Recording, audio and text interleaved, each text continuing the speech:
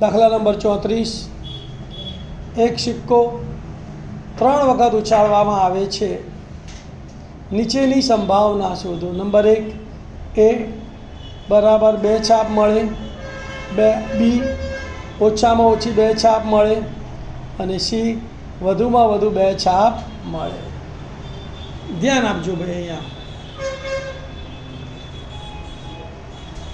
એક સિક્કાને 3 વખત ઉછાળતા કેટલા પરિણામો મળે? મેં તમને શીખવાડેલું કે પહેલા 3 ને 3 ભાગા મળે એટલે 3h લખવાના, પછી આ h ની જગ્યાએ t, પછી આ h ની જગ્યાએ t અને પછી આ h ની જગ્યાએ t. તો શું થશે? h h t, પછી વચ્ચે t, h t h, પછી પહેલા t, t h h. બરાબર. હવે 3 કાંટા લખી નાખવાના, પછી છેલ્લા t ની જગ્યાએ h, વચ્ચે વાળા t ની જગ્યાએ h, પહેલા t ની જગ્યાએ h. તો શું થશે? બોલો. t t h, t h t અને h t.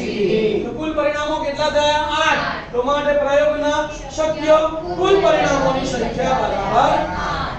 પહેલો દાખલો, a બરાબર 2 છાપ મળે.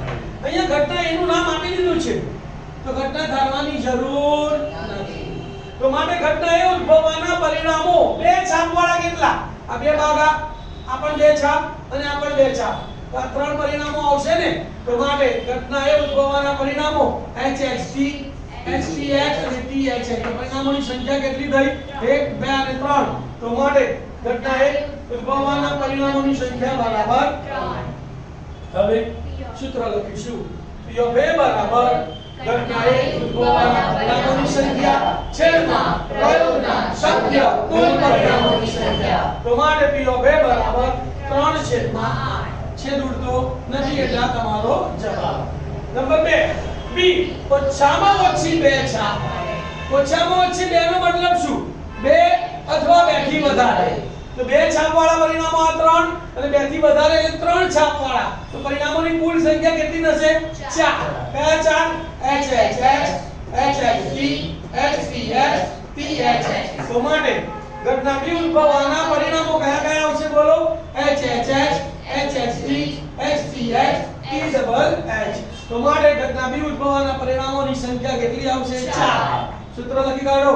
હવે p of b બરાબર ઘટના બી ઉદ્ભવવાના પરિણામોની સંખ્યા છેદમાં પ્રયોગના શક્ય કુલ પરિણામોની સંખ્યા. તો બરાબર 4/8.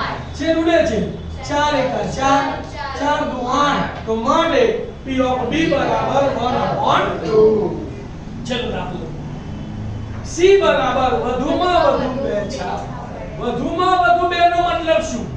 કે 2 અથવા 2 કરતા ઓછી. એટલે 1 છાપ પણ મળે અને 2 છાપ પણ મળે. તો 1 છાપ વાળા આ 3 પરિણામો અને 2 છાપ વાળા 1 2 3 અને આ 3 છાપ એટલે બધા પરિણામો આવશે. બરાબર. તો વધુમાં વધુ 2 છાપ મળે. તો માટે ઘટના c ઉદ્ભવવાના પરિણામોની સંખ્યા કેટલી થશે? બોલો. h h t h t h t h h t t t t t h t h t અને h t h. એટલે વધુમાં વધુ 2 નો મતલબ કે 2 અથવા 2 થી ઓછી. એટલે 0 છાપ પણ હોઈ શકે ને. એટલે 0 છાપમાં t t t વાળું પરિણામ આવી જશે. તો માટે ઘટના c ઉદ્ભવવાના પરિણામોની સંખ્યા કેટલી આવશે?